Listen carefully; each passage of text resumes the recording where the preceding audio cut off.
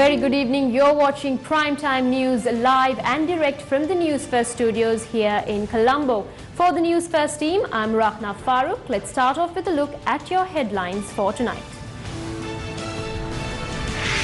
Terror suspects brought from Dubai handed over to the CID.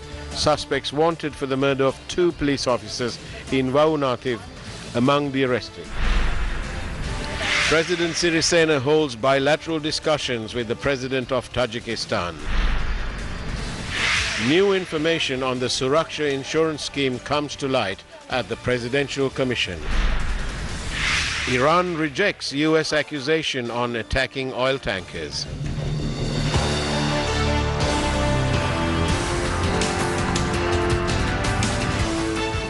Police media spokesperson said that the 5 suspects arrested for their involvement in terror activities and brought to Sri Lanka from Dubai are currently being detained and questioned by the Criminal Investigation Department. Mohammed Milhan, who closely associated Mohammed Zaharan along with 4 others suspected of maintaining ties with terrorist organizations, were brought to the island this morning. It has also been revealed that Mohammed Milhan is the chief suspect for the murder of 2 police officers in Vaunathiv. The details of the 4 other suspects arrested in Dubai are as such. One suspect is 34-year-old Mohammed Marshuk Mohammed Rila. His address is number 522B Samson Road, Mardamune 3. The second suspect is Mohammed Mohideen Mohammed Shinwan Shabri. He is a 47-year-old resident of Zaharan Gardens in Vellampitiya. The third suspect is Mohammed Ismail Mohammed Illam. He is a 29-year-old resident of Kumburari Road, Nath Tandikudi. The fourth suspect is Abu Sali Abu Bakr. He is a 37-year-old resident of Hijjapura, Ellavava, Kabidigolava. These suspects are currently being detained at the Colombo Criminal Investigations Department. As of now, 77 suspects arrested in connection to the April 21st attacks are in the custody of the CID, while 25 other suspects arrested in connection to the incident are in the custody of the Terrorist Investigation Division. They are being detained and questioned. Meanwhile, 2 close associates of Mohammed Zaharan were arrested in Hingulakandi during a raid conducted jointly by the Police Terrorist Investigation Division and the Army. Initial investigations have revealed that the arrested suspects, an IT expert and a driver, had maintained close ties with Mohammed Zaharan and had received training in Madampe and Norelia. Investigations have also uncovered the fact that these suspects took oaths before Mohammed Zaharan to carry out suicide attacks. President Maithripala Sirisena met with the President of Tajikistan, Emomali Rahmon, today. President Sirisena is in Tajikistan to attend the 5th Conference on Interaction and Confidence-Building Measures in Asia. President Sirisena met the President of Tajikistan at the presidential residence. The 2 heads of state held bilateral discussions thereafter. The Presidential Media Division stated that discussions were held on strengthening bilateral ties between the 2 nations for economic development and development of international trade. President Sirisena had stressed that his intention is to maintain close and cordial relations with the countries to assist in the process of regenerating Sri Lanka's economy.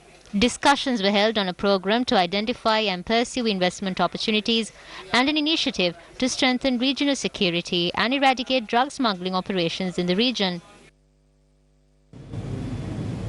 Meanwhile, Prime Minister Ranil Wickremesinghe, who is on a private visit to Singapore, returned to Sri Lanka this afternoon. The Prime Minister met with the Singaporean Minister for Law, K. Shanmugan.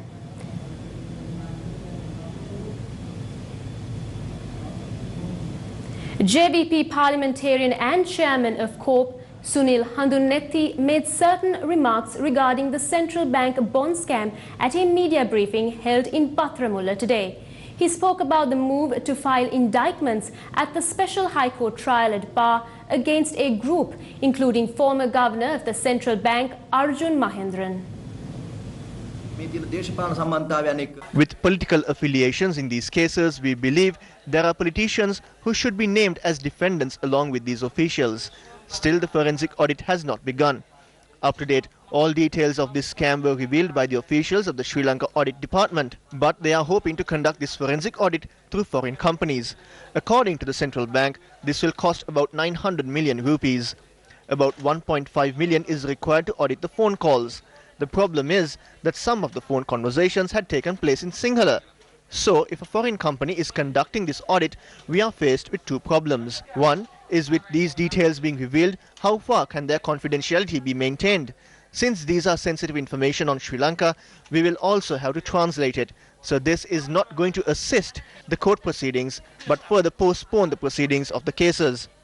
The political powers that assisted these people to gain political mileage and other financial benefits and completely betrayed the people's mandate, the politicians who were behind these financial irregularities, should be brought before a court of law. The investigations into this incident should go beyond an investigation into officials, and all parties involved should be brought before the law. The Central Bank of Sri Lanka has now begun to conduct a forensic audit into the central bank bond scam after a long period of time. After a lengthy process, an audit firm named KPMG India was selected to conduct the forensic audit. However, KPMG affiliate BSR and Associates has come under scrutiny by Indian authorities. The Ceylon today reported that regulators and investors in India are investigating BSR and Associates for the role as auditors of the failed IL&FS financial services in India. Former Auditor General Gamini Vijay Singha made these remarks at a conference held in Colombo yesterday. Our government's daily income is 5 billion rupees. All the issues that have arisen today is the failure to manage this 5 billion rupees. No matter what problems this country faces, this number had remained a constant. Government income increases by a margin when there are issues. The treasury is like a well that is empty by night and full in the morning. Likewise, there will be a flow of funds into the treasury if they stepped aside for a bit. However, there is one issue. When the government receives a revenue of 5 billion rupees, we cannot go forward with such a huge debt burden. Why have they obtained loans? It was unsolicited. A huge chunk of the debt was obtained to fulfill personal agendas or to benefit from a slice of the loan as commission. All of these is transformed into debt with no return. The perfect example would be the Rajagiriya flyover. That cost the nation approximately 4 billion rupees. However, we did not observe any difference. If I was obtaining as well as repaying these loans, I will be extra careful. However, if I am obtaining the loans and the general public is paying, why should I care? Why should I care? So that's the issue today. Former Auditor General Gamini Vijay Singha expressed these views during an intellectuals forum under the theme Rata Hadana Magahadana Vidvatu that was held at the New Town Hall in Colombo last evening. Several intellectuals have voiced the need for a new direction for the country in the recent past. Singaporean academic and former diplomat Professor Kishore Mahbubani is yet another intellect to voice ideas of similar nature. Mahbubani has over 30 years of experience as a diplomat and a state advisor and has a comprehensive knowledge in public policy. And what brings many countries down, especially in the third world, is that when it comes to selecting the finance minister or the economics minister, they will give their jobs to their brothers, their cousins, their uncles, their relatives, and not to the best people. And Singapore did the exact opposite. It doesn't matter whether a cat is black or a cat is white. If the cat catches mice, it is a good cat. So in the same way, it doesn't matter what your ideology is. If it works, you use it. You're not bound by any ideology. And indeed, what has brought most third world countries down and what has led to their failures in development has been corruption. And so Mr. Lee Kuan Yew, after he became Prime Minister, made it a point to punish not the junior people, but the very senior people. So when a deputy minister is sent to jail, then everybody says, oops, I've got to be careful, I can also go to jail. So that honesty factor is one critical reason why Singapore has been exceptionally successful. Professor Kishore Mahbubani from Singapore proposed a method to develop his country, Singapore. In Sri Lanka, we've got 225 members of parliament and a cabinet of 55 persons. Should we keep them or should we send them home? We report You decide. The Deputy General Manager of the Sri Lanka Insurance Corporation, Tanuja Hingurage, was summoned before the Presidential Commission today. She testified before the Commission on allegations of financial irregularities in the Suraksha insurance scheme. The first phase of the Suraksha insurance scheme was conducted by the Sri Lanka Insurance Corporation and was reinsured through a brokerage company by the name of JB Boda Insurance Services. According to the agreement, the brokerage company has paid a commission to Sri Lanka Insurance Corporation, and this commission was used to pay off the premiums for reinsurance. Testifying before the commission, Deputy General Manager of Sri Lanka Insurance Corporation, Tanuja Hingurage, said that first, a payment of 10% of the reinsurance premium was made while the remaining 90% was paid off in 3 installments. The voucher of these payments were presented to the Presidential Commission today.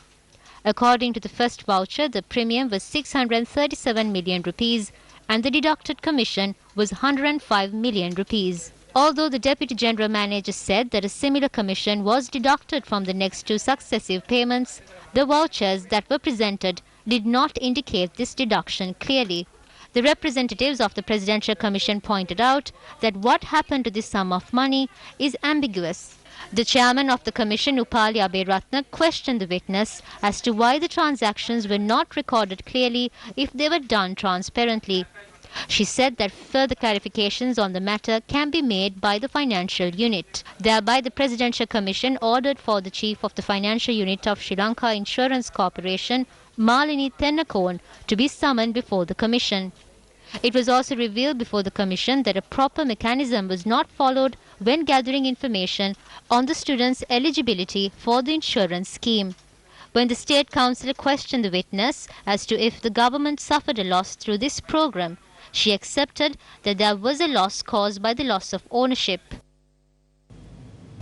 2 oil tankers were significantly damaged in suspected areas in the Gulf of Oman. Now, besides these 2 oil tankers that were attacked, many more oil tankers were also attacked in the recent past in this very same region, the Gulf of Oman. Now, the Gulf of Oman is this area that separates, that falls in between Saudi Arabia and Iran. Now, why is the Gulf of Oman so important? The reason why the Gulf of Oman is so important is because 30 to 40% of the global supply of oil passes through this very same region. Now, instability in this region would obviously mean that global oil prices will skyrocket through the roof within a very short period of time. This is the same route that supplies oil to many Asian regions, including Sri Lanka, India, and China. Now, these ships that pass through this region have a huge demand for ports in Sri Lanka. As you can see clearly, it falls on the maritime route that these ships use. Now, following the attacks on these ships, the US blamed Iran for the attacks. However, Iranian President Hassan Rouhani vehemently rejected these allegations and said that the actions of US are destabilizing the Middle East. However, Britain has backed the US allegations made against Iran that Iran carried out the attack on these oil tankers. China, meanwhile, maintains a neutral stance, calling in all parties to maintain restraint and to discuss and solve all differences through dialogue. Now, in such a backdrop, in close proximity to this region, in Kyrgyzstan, the Shanghai Cooperation Organization Summit kicked off in Kyrgyzstan today. Now, during the summit, discussions will be held between major countries in the world like Russia, China, Russian President Vladimir Putin, Chinese President Xi Jinping, Indian Prime Minister Narendra Modi, and Pakistani Prime Minister Imran Khan too will be attending this summit. Now, the summit is aimed at discussing economic and security cooperation in the region. This is how the global arena is reacting to these attacks in the Gulf of Oman. Of course, this situation is still developing, and stay tuned to News First. We will continue to report on the latest of happenings in the international arena as well. Ambassador Alice Wells, Acting Assistant Secretary for South and Central Asian Affairs of the US Department of State, spoke about a free and open Indo-Pacific region. She made these remarks at the hearings on US interests in South Asia and the fiscal year 2020 budget of the Committee on Foreign Affairs of the US House of Representatives. What do you envision the relationship with the U.S. and India vis-a-vis China strategically? I mean, can you give us like a 1, 2, 3 overview of what the State Department envisions for that relationship or of that relationship vis-a-vis China? Both the United States and India believe in a free and open Indo-Pacific region. We believe, so first, we are worried about China's ambitions and aggressions as they're manifesting themselves in the Indo-Pacific. I think second, we are concerned by a policy of predatory lending, unsustainable loans, loans that don't adhere to labor environmental standards, and loans that have led to, in the Indian Ocean region, the loss of sovereignty, whether it's in Sri Lanka or Pakistan or what was about to happen in the Maldives. And so I think we have a clear-eyed understanding of the need for us as like-minded democracies to work with other like-minded democracies like Japan and Australia to provide alternatives to countries in the region. We're not trying to make this a zero-sum game, but countries should, as they pursue necessary infrastructure development, not have to go down a road that's ultimately going to compromise their national security or their economic well-being.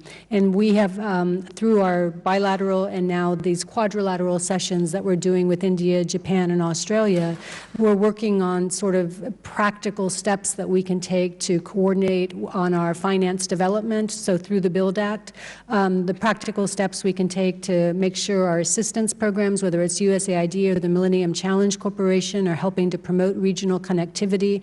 And this is really one of the most exciting elements of the Indo-Pacific strategy, and where I expect to see a lot of progress. The President will be meeting with Prime Minister Modi and Prime Minister Abe in Japan at the G20, and we'll have an opportunity, I think, to again highlight this new partnership of ours. Perhaps all nations concerned about Sri Lanka might do well to remember that Sri Lanka is a civilization that has survived and thrived for millennia and wasn't born yesterday.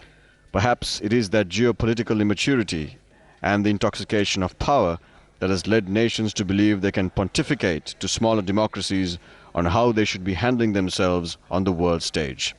Ms. Wells, in her statement, quite rightly points out that it is wrong for a nation to have to compromise its sovereignty and national security in exchange for economic infrastructure development. However, she seems to contradict herself when she then refers to USAID and MCC as assistance programs that are aimed at promoting regional connectivity. That the MCC is shrouded in controversy, considering a focus on creating an economic corridor from Trincomalee to Colombo, is public knowledge. And not to mention the massive national objections to the terms and conditions of the so-called AXA and SOFA agreements that, when combined, border on occupation and infringe on the very sovereignty and national security Ms. Wells purports her government is committed to protect. Perhaps Ms. Wells is fully aware of the lack of educated, patriotic politicians in the Sri Lankan parliament, and is playing up to that unfortunate situation. However, while 225 parliamentarians may be pliable to this rhetoric, 22 million Sri Lankans are not as easily convinced, as they are not only educated, but also vehemently opposed to Sri Lanka being considered a doormat in the pursuit of the interests of other nations. By all means, bring your funds into Sri Lanka, but we do not need your charity. We do not need protection. Invest in Sri Lanka or leave us alone. Non-Cabinet Minister Ajit P. Pereira had a media briefing in Colombo today.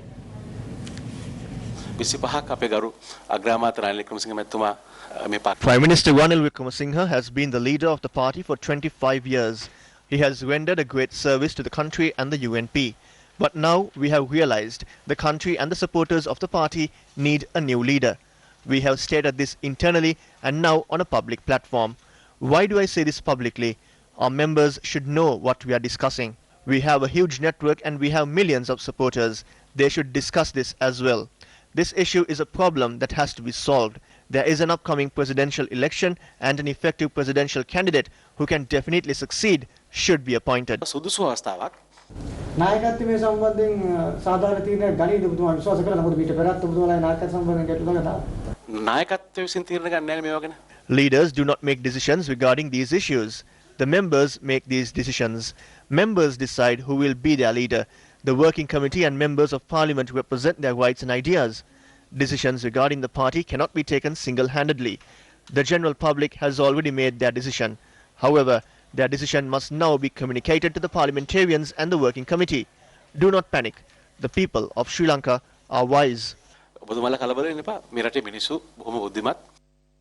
This statement made by non-cabinet minister Ajit P. Pereira regarding the party and the people of this country will raise no issue to the general public. However, the people who are constantly reminded of such statements made by the minister in the past will no doubt raise an eyebrow. The public is well aware that MP Ajit Pereira was not satisfied with the deputy ministerial position he received following his active role in the 52-day political turmoil. MP Ajit P. Pereira, who expressed various views publicly, only became silent after he received the position of a non-cabinet minister. There is no issue in putting the people first when making decisions. However, Minister, will the general public approve statements and decisions that are based on personal privileges? That was the statement made by non-cabinet minister Ajit P. Pereira. After the primetime news at 7 was broadcasted on our sister channel Sirasa TV, former General Secretary of the UNP Thissa Attanayaka expressed these views to Newsfirst.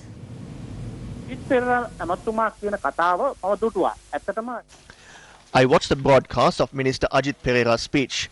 There is some truth in what he says. There should be a restructure within the party. There should be a change within the party.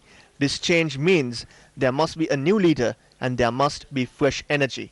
The UNP MPs and members of the party's working committee, the Executive Council must make a decision. If a decision regarding this is not taken by October this year, it will affect the UNP adversely. This should not be limited to speech. I am of the stance this should be implemented and fulfill the hopes and expectations of all party supporters.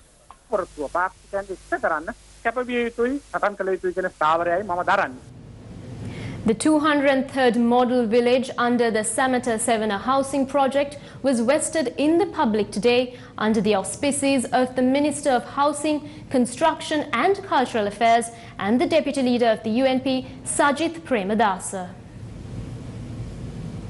The village, comprising of 22 houses and constructed at a cost of 18.4 million rupees, was named Sahasaragama and was constructed in Sandungama, Tessamaharama. Title deeds and housing loans were also presented.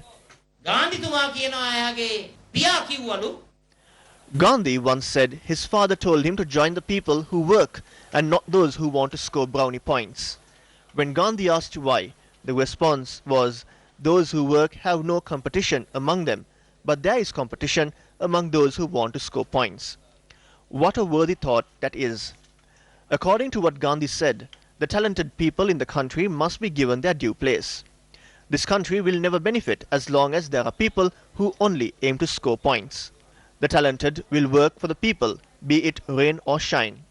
Those who only score points will always remain in the capital living in luxury. If the country needs to develop, the talented must be given their due place. They need to be given responsibility. It is only then we can achieve the Singapore we all dream.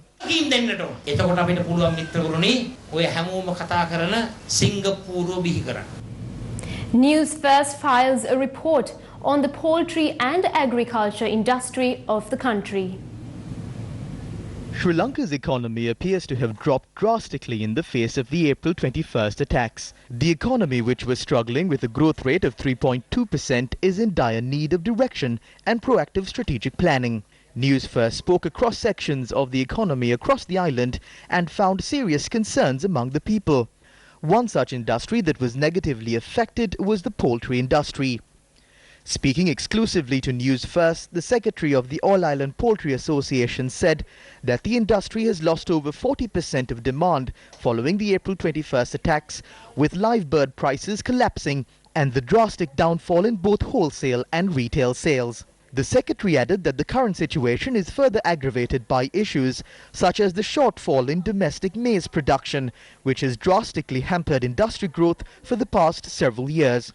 Given that maize is the primary ingredient used in the animal feed industry, accounting for approximately 60% of animal feed annually, the continued inability of local production to meet demand, coupled with high level of tax imposed on maize imports, have drastically distorted domestic prices of maize. The association has made several requests for concessions from the Ministry of Agriculture and Livestock Development.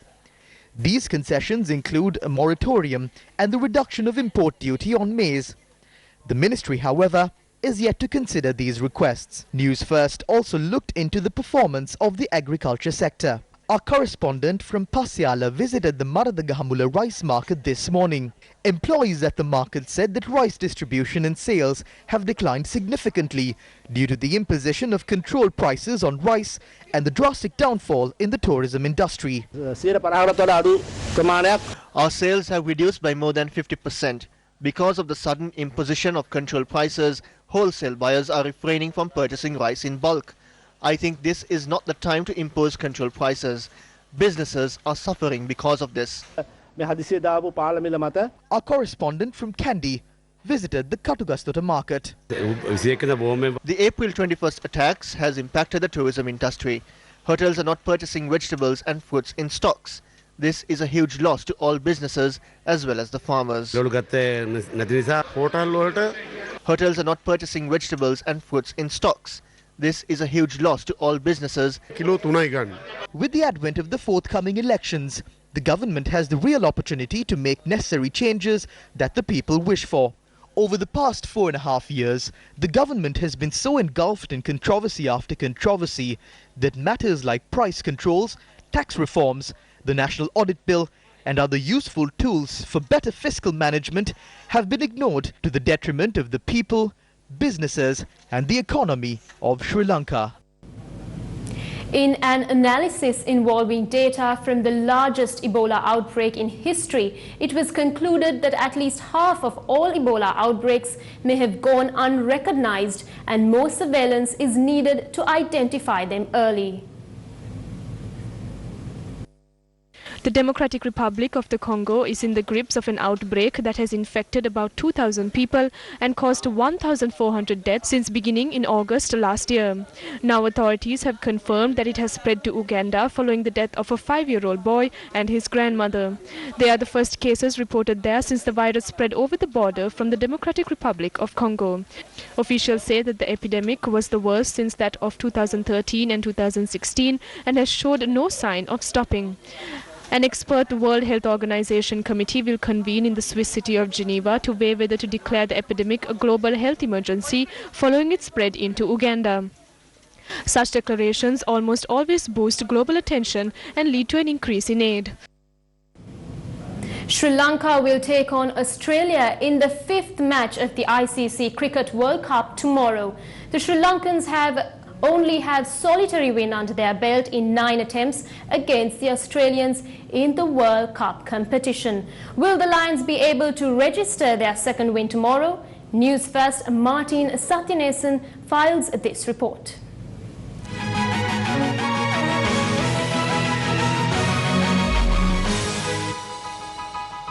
It's been 10 days since Sri Lanka last played a competitive cricket match, and a win against the Australians will define their journey for the rest of the competition.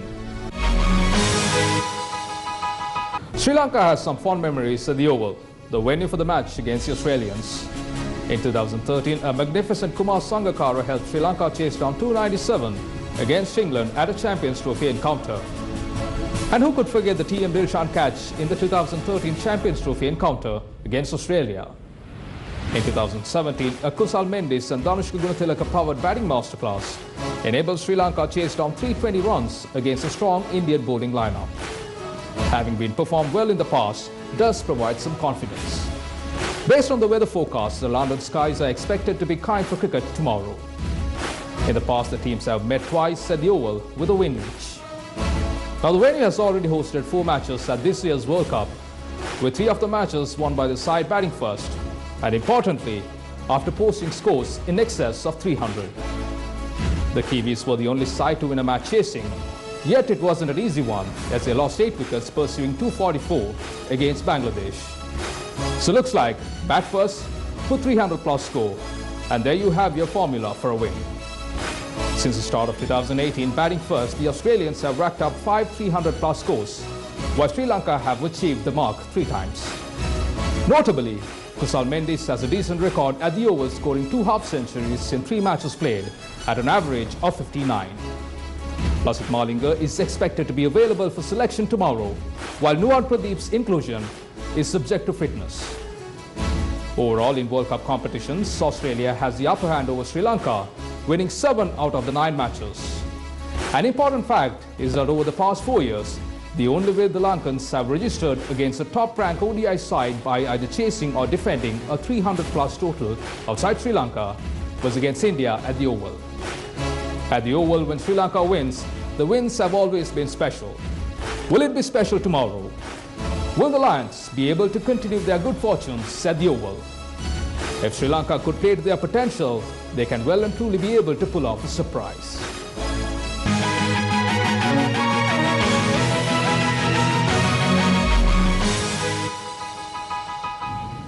West Indies set a target of 213 in their match against England. England were 199 for the loss of 2 wickets at the end of 315 overs a short while ago. 75 uninterrupted years of rugby. The blue ribbon of Sri Lanka schools rugby, the second leg of the 75th Bradby Shield, is set to kick off in a matter of few hours. Will the Shield travel back to Kandy after a lapse of 5 years, or will it remain in Colombo?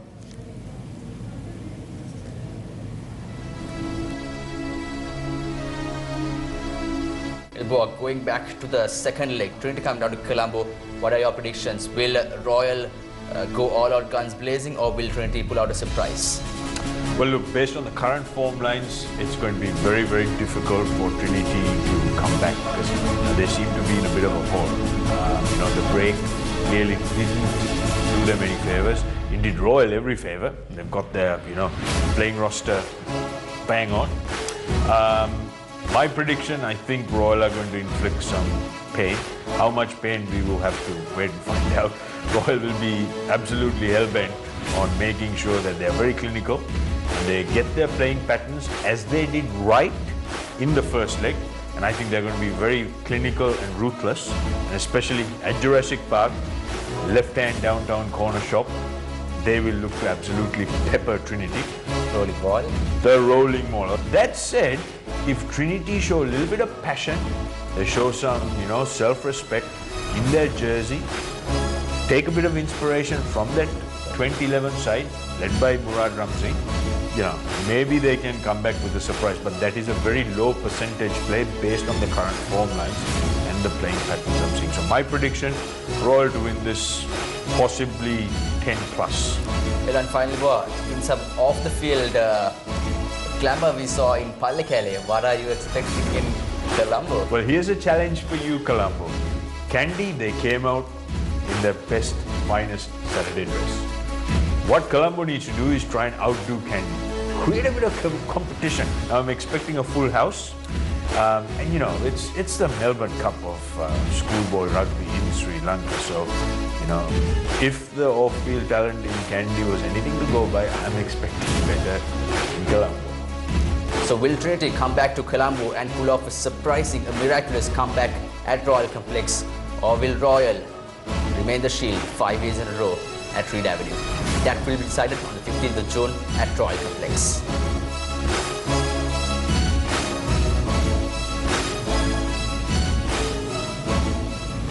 And that's the wrap for Primetime News. For the News First team, I am Rahna Farooq. Thank you for watching. Have a pleasant night.